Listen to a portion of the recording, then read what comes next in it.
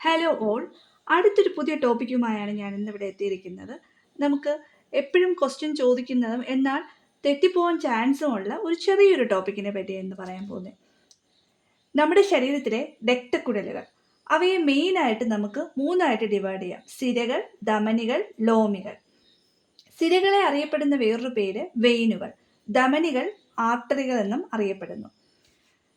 എപ്പോഴും ചോദിക്കുന്ന ഒരു ക്വസ്റ്റ്യൻ ആണ്, അശുദ്ധ രക്തം വഹിക്കുന്ന കുഴലുകൾ ഏതാണെന്ന് ചോദിച്ചാൽ സിരകൾ, ശുദ്ധരക്തം വഹിക്കുന്ന കുഴലുകൾ ധമനികൾ. അപ്പോൾ എന്താണ് അശുദ്ധ രക്തം വഹിക്കുന്നത്? സിരകൾ. ശുദ്ധരക്തം വഹിക്കുന്നത് ധമനികൾ. ശുദ്ധരക്തം വഹിക്കുന്ന ഏക സിര ഏതാണെന്ന് ചോദിച്ചാൽ ശ്വാസകോശ സിര അല്ലെങ്കിൽ പൾമണറി സിര.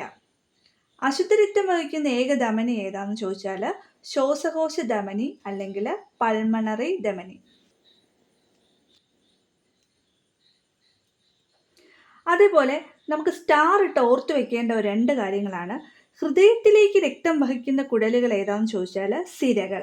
ഹൃദയത്തിലേക്ക് രക്തം വഹിക്കുന്ന കുഴലുകൾ സിരകൾ.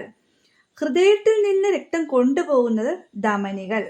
ഓക്കെ, വേണമെങ്കിൽ നമുക്കൊരു ട്രിക്കിലൂടെ ഓർത്തു വെക്കാം. ഹൃദയം എന്ന് പറയുന്നത് നമ്മുടെ ഹെഡിനടുത്തായിട്ടാണ് വരുന്നത്. അപ്പോൾ ഹൃദയത്തിലേക്ക് രക്തം വഹിക്കുന്നത് സിരകൾ.